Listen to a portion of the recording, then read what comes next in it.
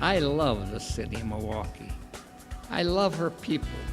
I care about the quality of life, not only in certain neighborhoods, but throughout Milwaukee. There are people in every neighborhood who want to make and keep their communities good places. In May 2008, the Zilber Family Foundation announced a 10-year, $50 million initiative to revitalize neighborhoods in Milwaukee.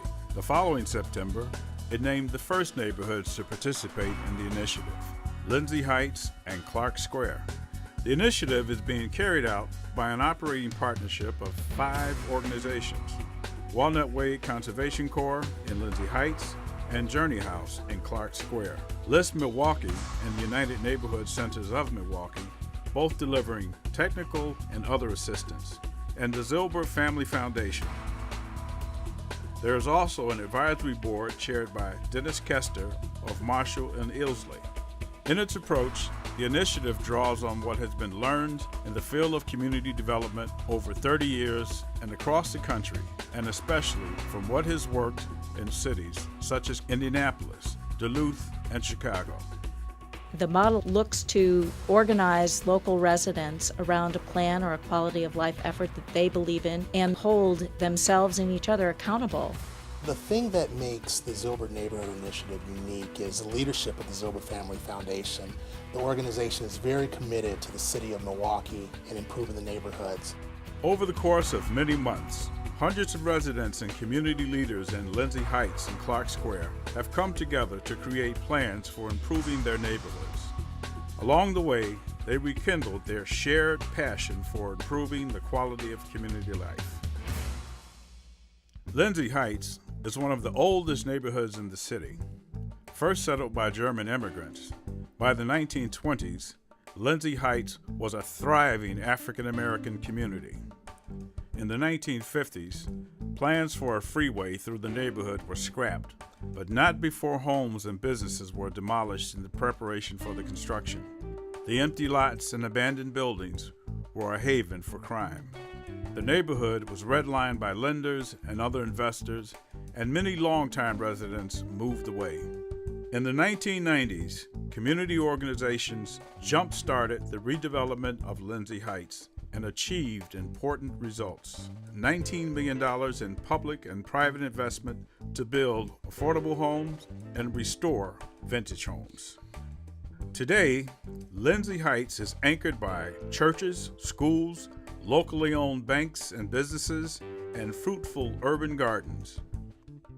When we think about the Lindsay Heights neighborhood, we think of our gardens. Many of the fruits and vegetables that are grown here and the honey that is jarred here are sold at Fondy Market. Young people have learned to appreciate the gardens as well as the adults.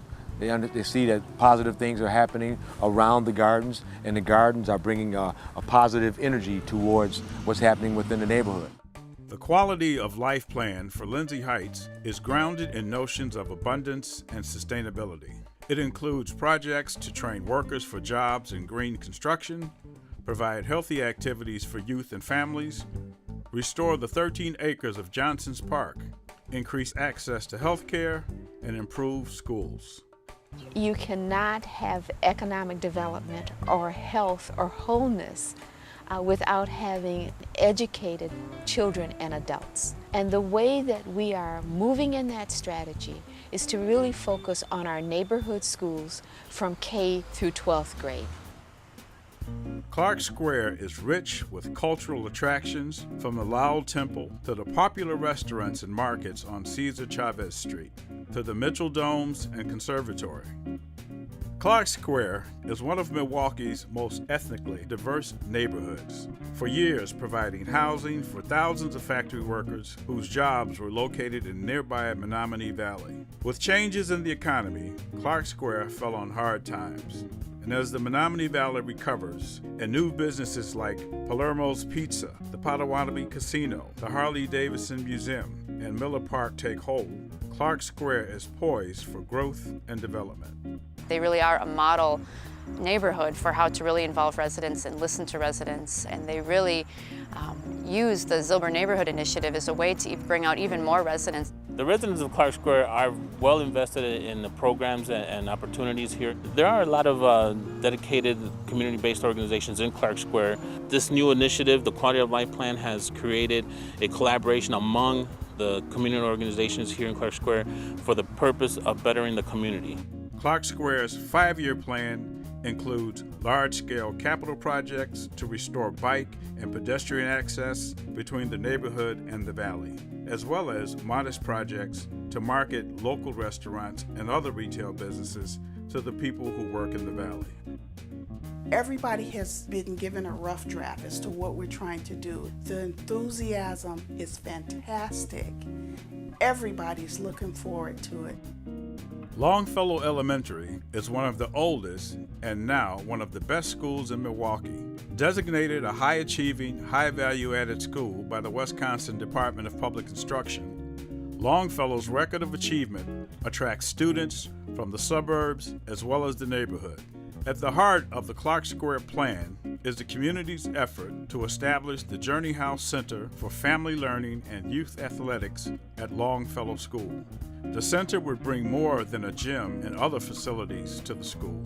It would also be a community center and a place for lifelong learning for adults and families. Ultimately, if we're going to raise the achievement of children in this community, we really have to raise the achievement of everybody in the community. And so it's very important to us that we're able to sustain that long term and do a great job with both the children in the neighborhood, but also the adults. With the opportunities that we have with the Journey House Edition, we're able to bring in much more of the community, really become the central hub of the community like it once was.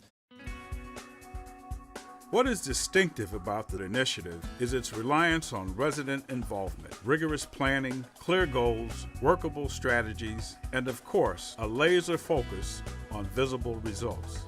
These are the elements that not only make community change possible, they also build the networks of relationships and institutional capacity needed to sustain neighborhood improvements over the long term. The Zilber Neighborhood Initiative will be absolutely successful.